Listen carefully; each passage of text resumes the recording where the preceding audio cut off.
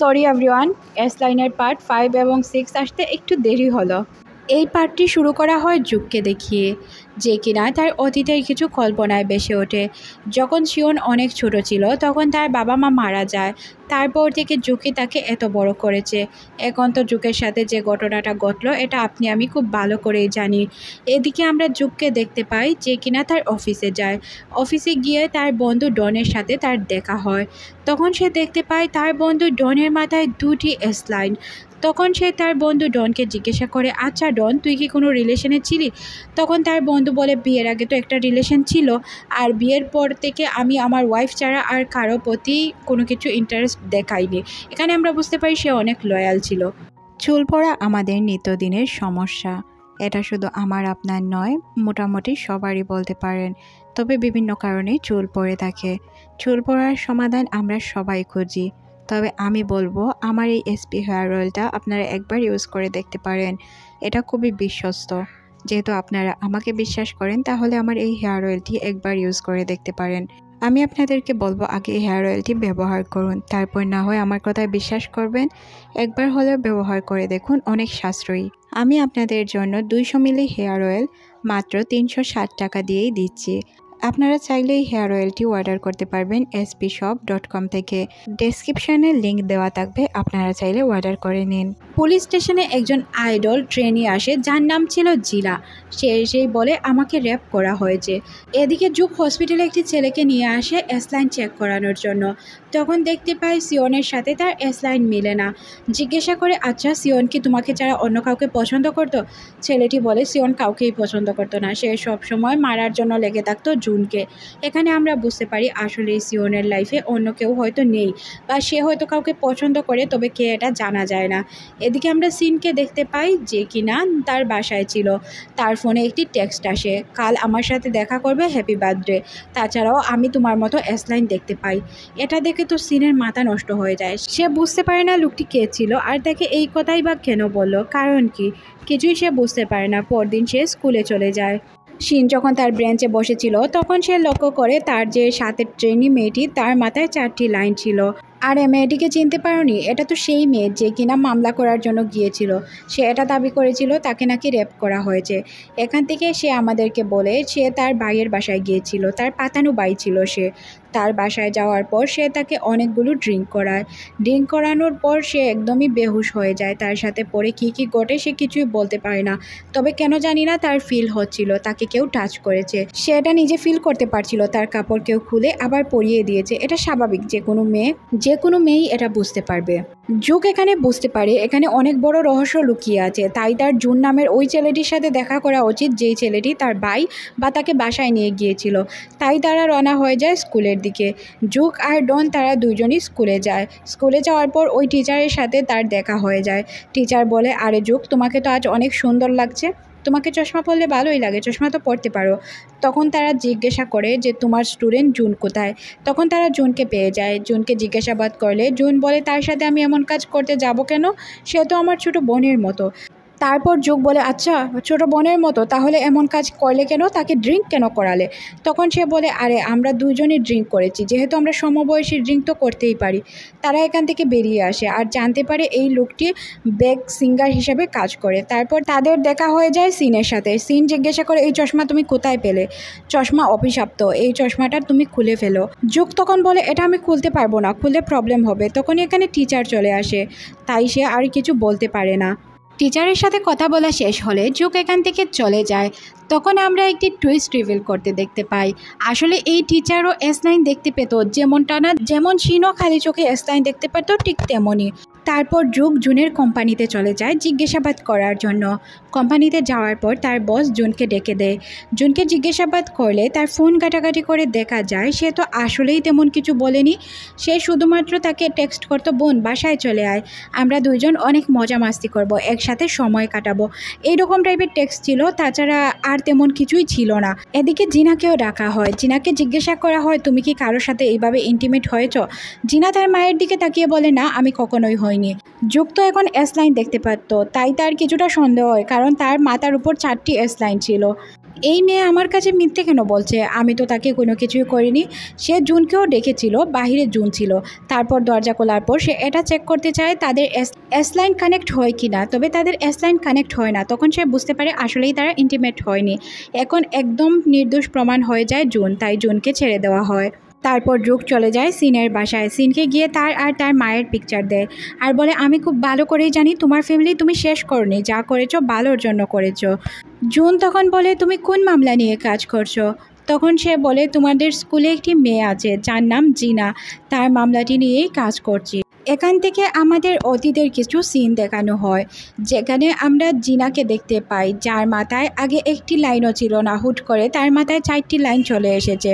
এটা দেখে শিন কিছুটা সন্দেহ করে, মনে মনে ভাবে 2-3 দিনের মধ্যে একটি মেয়ের মাথায় এতগুলো লাইন কিভাবে আসতে পারে, এটা কি সম্ভব? এখানে জুক এটা জানতে পারে যে ইন্টিমেট যে হয়েছিল এটা কনফার্ম। তারপর তারা তার বাসায় চলে যায় তদন্ত করার জন্য। জুনের বাসায় গিয়ে তারা অনেক জিনিসপত্র কাটাকাটি করে, তবে তারা এদিকে আমরা শিনকে দেখতে পাই যে কিনা ওই জায়গায় চলে আসে যেখানে বাথটেপ ছিল। সে জানতে চাচ্ছিল এখানে কি আছে বা কি আসল বিষয় সব কিছু বোঝার চেষ্টা করছিল। তখনই এখানে তার বন্ধু জিনসুক চলে আসে আর তাদের মধ্যে কিসিং সিন শুরু হয়ে যায়। এখানে আমরা বুঝতে পারি তাদের মধ্যে কিছু তো একটা চলছিল, এখানে তারা অনেক এনজয় করে। এদিকে জুক আর ডন সব কিছু ছানবিন করতে শুরু করে। তারা সব কিছু ছানবিন করেও কিছু খুঁজে পায় না। তাদের সন্দেহ জুনকেই ছিল, তাই তারা জুনকে আবারও তদন্তের জন্য ডেকে নিয়ে আসে। তবে এখানে জুন বলে, আমি কিছুই করিনি, তোমরা চাইলে সিসিটিভি ফুটেজ দেখতে পারো। আমাকে জিনা বলেছিল অ্যালকোহল আনার জন্য, সে নাকি ড্রিঙ্ক করবে। সিসিটিভি ফুটেজে দেখা যায় জুনের সাথে তার 3 বন্ধু ছিল। তারা বাহিরে যায় কিছু একটা কেনার জন্য। বাহির থেকে যখন তারা আসছিল 2টি ছেলের মাথায় এস লাইন ছিল আর 2 জনের মাথায় এস লাইন ছিল না। তারপর যখন তারা বাহিরে বের হয় তখন 4 জনের মাথায় লাইন ছিল। তার মানে এটাই বোঝা যায় যে তারাই এইসব করেছে জিনার সাথে, কিন্তু এখন অস্বীকার করছে। জুক সব কিছুই খুব ভালোভাবে বুঝতে পারে। আসলে একবার চিন্তা করে দেখুন জিনা নামের মেয়েটির কথা। সে জানে না যাদেরকে সে ভাই বলে সম্বোধন করত তারাই নাকি তার এত বড় সর্বনাশ করে বসেছে, তাও আবার এইভাবে।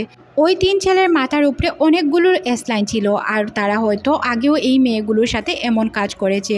আমরা দেখতে পাই তাদের 3 জনের এস লাইন যুক্ত হচ্ছিল জিনার সাথে, যে কিনা নিজেও জানতো না সে কাদের সাথেই এইসব কাজ করে বসেছে। জুক সাথে সাথে চলে আসে, তাদের 3 জনকেই উঠিয়ে নিয়ে যায়। জুকের মাথা অনেক বেশি গরম ছিল, কারণ সে এইসব একদমই সহ্য করতে পারছিল না। এদিকে সে সব ছেলেদেরকে উঠিয়ে নিয়ে প্রশ্ন করতে শুরু করে। তারা কেউই কোনো কিছু মানতে রাজি হয় না। তারপর তাদেরকে ওই দোকানের সামনে নিয়ে যাওয়া হয় যেখান থেকে তারা অ্যালকোহল কিনেছিল। তবে তারা এখানেও কিছু স্বীকার করে না, দৌড়াইয়া পালানোর চেষ্টা করে। তবে জং আর ডন তাদেরকে দলে ফেলে আর তাদেরকে সব কিছু স্বীকার করার জন্য বলে, কিন্তু তারা কেউই কোনো কিছু স্বীকার করতে চায় না। এক পর্যায়ে 3 জন তো স্বীকার করে নেয়, তবে জং কোনো কিছুই স্বীকার করে না। সে বলে, আমি এমন কোনো কাজ করিনি, বা আমি করলে হয়তো বলে দিতাম, আমি করিনি, তাই আমাকে কোনো সাজা দেওয়া হবে না। এই বিষয় নিয়ে সে জোর কাটাচ্ছিল, বলছিল প্রমাণ কি আছে বলুন, আমি এই কাজ করেছি। তারপর জুং যখন বাসায় যাচ্ছিল শিন তাকে বলে, তোমার কি মনে হয় এই মামলার সমাপ্তি হবে? জুং বলে, কি বলবো বলো, আমাদের দেশের আইন এমন যে কিছু বলার নেই। সে কেন এই কথা বললো চলুন আপনাদেরকে আমি খুলে বলি। আসলে কোরিয়ার আইন এমন, যদি কোনো ছেলে কাউকে রেপ করে বা এইরকম ঘটনা ঘটায় তাহলে তাদেরকে সংশোধনাগারে পাঠানো হয়। আর ওই জায়গায় খুব ভালো খাবার দেওয়া হয়, খুব ভালো পোশাক পরতে দেওয়া হয়, তাছাড়াও তাদেরকে ঠিকঠাক মতো এক্সারসাইজ খেলাধুলা সব কিছু করানো হয়। তাহলে এটা শাস্তি কোথায় হলো ভাই? আর এটাই হচ্ছে কোরিয়ার নিয়ম, এটাই চলে আসছে এত জীবন ধরে কোরিয়াতে। এই জন্যই তারা এইসব নিয়ে কথা বলছিল, যারা এত বড় বড় গুনাহ করেও একদম খোলামেলা ঘুরে বেড়াতে পারে। এদিকে জুংয়ের কাছে কল আসে, তার বাবা হসপিটাল থেকে পালিয়েছে, তিনি নাকি নিখোঁজ। তারপর সিসিটিভি ফুটেজ চেক করলে দেখা যায় ওনাকে অন্য কেউ না টিচার নিয়ে গিয়েছে। তারপর তাদের কাছে আরেকটি নিউজ আসে। নিউজটি এমন ছিল যে সিওর ভিডিও নাকি ভাইরাল হয়েছে, তাই তারা দৌড়িয়ে চলে যায় ওই জায়গায়। তারপর সে গিয়ে দেখতে পায় সিও তো একদমই ঠিকঠাক আছে, তার কোনো কিছুই হয়নি, তবে তার S9 কারোর সাথে কানেক্ট হচ্ছিল। সেটাকে এটা দেখার জন্য জুং একদম মরিয়া হয়ে উঠেছিল। জুন যখন লোকটিকে দেখতে পায় সে তো হতভম্ব, কারণ এটা অন্য কেউ না, জুংয়ের বাবাই ছিল। জুংয়ের বাবা এতদিন যাবৎ তার নাতির সাথে সাথে এই অপকর্মগুলো করে বেড়াচ্ছিল। এইসব দেখে জুংয়ের অবস্থা খুবই খারাপ হয়ে যায়। যেই মেয়েটিকে সে মেয়ের মতো করে মানুষ করেছে তার সাথেই নাকি তার বাবা এমন ঘটনা ঘটালো। তারপর সে তার বাবাকে ওদম কেলাতে শুরু করে, কারণ এটা সে তার বাবার কাছ থেকে এক্সপেক্ট করেনি। মানুষের মন মানসিকতা এতটা নিচু হয় এটা এই লুককে দেখেই বোঝা যায়। আচ্ছা, এই সিনটি কাট করে পরের সিনে আমাদের নতুন একটি মেয়েকে দেখানো হয় যে কিনা একটি রেস্টুরেন্টে কাজ করত। তার কাছে একটি টেক্সট আসে, তার গোপন ভিডিও ভাইরাল হয়েছে। ভাইরাল হয়নি এখন পর্যন্ত, তবে তাকে সেন্ড করা হয়েছে আর কিছু ডিমান্ড করা হয় তার কাছে। আর সেটা ছিল তার বয়ফ্রেন্ডের সাথে। সে তো তার বয়ফ্রেন্ডের সাথেই সময় কাটিয়েছে, বিশ্বাস করে। মেয়েটি অনেক কান্না করে, কারণ সে এই ডিমান্ডগুলো পূরণ করতে পারতো না। পরদিন যখন সে তার ভার্সিটিতে যায় তখন গিয়ে দেখতে পায় তার ভিডিও পুরো ভাইরাল হয়েছে আর এটা তাকেও সেন্ড করা হয়েছে। এইসব শুনে সে তো অনেক কান্না করে, কারণ এইসব সে মেনে নিতে পারছিল না। কিছুক্ষণ পর সে যখন কান্না করছিল তখন সে বুঝতে পারে বা জানতে পারে এটা অন্য কেউ না, তার বয়ফ্রেন্ড করেছে। এটা কিভাবে সম্ভব ভাই, যাকে তুমি ভালোবাসতে, যাতে এত কিছু করলে, তার সাথেই এই ঘটনাগুলো ঘটালে? আসলে সে তাকে ভালোই বাসতো না, এমনিতেই করছিল। তখন তাকে ওই চশমাটি দেওয়া হয় আর বলা হয় তুমি যদি এই চশমাটি পরো তাহলে তোমার পুরো দুনিয়া পরিবর্তন হয়ে যাবে। এদিকে আমরা শিন এবং জিনসুকে দেখতে পাই যারা কিনা একটি হোটেল রুমে আসে। আজ তারা তাদের কোয়ালিটি টাইম স্পেন্ড করবে।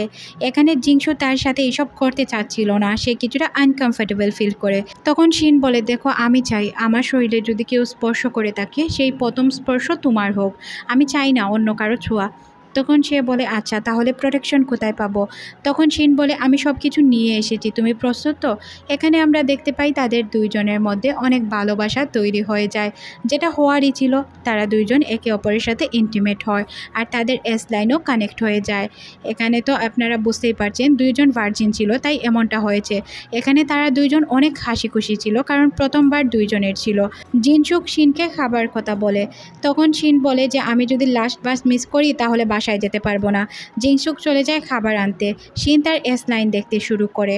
তখন সে দেখতে পায় হুট করে কেন জানি না তার এস লাইন গায়েব হয়ে যায়।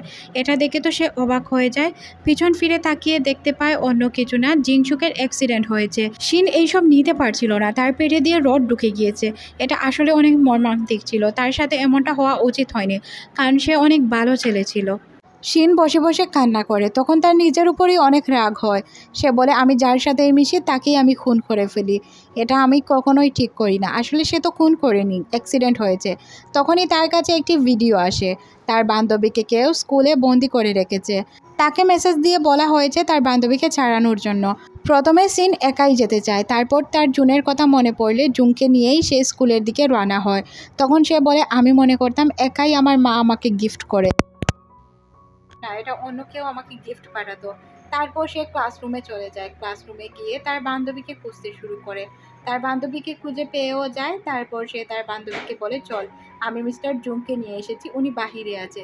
তারপর সে মিস্টার জুংকে বাহিরে খুঁজতে শুরু করে, তবে খুঁজে পায় না। এটা কেমন ঘটনা, মিস্টার জুং তো এখানেই ছিল, কেন খুঁজে পাচ্ছিল না? আসলে দুইজন দুই টাইম লুপে ফেসে গিয়েছে। তারা একদিকে ছিল আর জুং অন্যদিকে। জুং তাদের সামনে থাকার সত্ত্বেও তারা জুংকে খুঁজে পায় না। আর এদিকে জুংও তাদেরকেই খুঁজছিল, তবে জুংও তাদেরকে কেন জানি না খুঁজে পাচ্ছিল না।